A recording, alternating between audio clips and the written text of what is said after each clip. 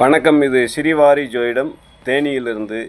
நம்ம குலதெய்வம் கோவிலோட ஒரு சில விஷயங்கள் நம்ம பார்த்துட்ருக்கோம்.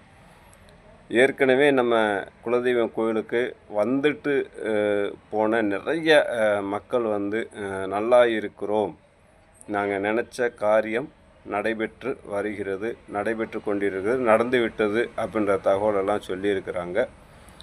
இப்போ ஒரு கோர்ட்டு கேஸ் வழக்கு இருந்தால் கூட நம்ம குலதெய்வம் கோயில் கருப்பசாமி கோயிலில் வேண்டுதலை வைத்து சென்று விட்ட 3வது மாதத்திலோ அல்லது ஒரு சில காலகட்டத்திலோ அந்த வேண்டுதல் அவங்களுக்கு நிறைவேறி மீண்டும் எம்முடைய கோவிலில் அவங்க விசேஷமாக பூஜை நடத்தி செல்லும்போது கண்டிப்பாக அவர்களுக்கு வாழ்க்கையில் மிகப்பெரிய மாற்றங்கள் கிடைத்து கொண்டிருக்கிறது என்பதை ஆணித்தரமாக சொல்ல முடியும்.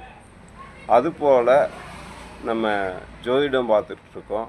இந்த ஜோதிட விஷயங்கள்லையும் கூட நடக்கக்கூடாத ஒரு சில சம்பவங்களும் நடக்கக்கூடாத ஒரு சில விஷயங்களும் அவங்களுக்கு நடந்து ஒரு கஷ்ட காலத்தில் வரும்போது நம்ம அவங்களுக்கு இந்த கருப்பசாமி வழிபாடை சொல்கிறோம். அவங்களும் அதை மனதார ஏற்றுக்கிட்டு போய் அவங்க அந்த வழிபாடு செஞ்சு கோயிலில்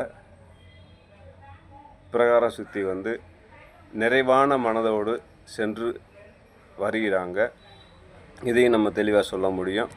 அப்போ ஒரு கோயிலோட பவர் என்ன அப்படின்றது சென்ற மக்களுக்கு மட்டுமே தெரியும்.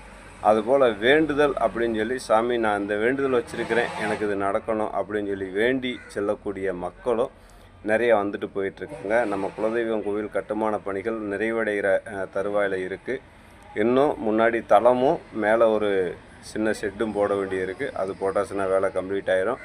அடுத்து என்னை சந்திக்க வரக்கூடிய மக்கள் அனைவரும் என்னுடைய குலதெய்வம் கோவில் திண்டுக்கல் மாவட்டம் விரிவீடு கிராமத்தில் வெள்ளி செவ்வாய்க்கு அருள்வாக்கு ஜோதிடமாக நம்ம பார்க்க போகிறோம். அதாவது ஜாதகத்தை பார்த்துட்டு அவங்களுக்கு அதையும் தாண்டி அருள்வாக்கு ஜோதிடம், அது எப்படி அருள்வாக்கு ஜோதிடம் என்பதை நான் அடுத்தடுத்த வீடியோக்களில் உங்களுக்கு கொடுக்குறேன். நீங்கள் தொடர்ந்து என்னோட பயணம் பண்ணுங்கள். நன்றி, வணக்கம். இது ஸ்ரீவாரி ஜோதிடம் தேனியிலிருந்து உங்கள் பிரசன்ன ஜோதிடர் தேனி சிவா. வாழ்க வளமுடன்.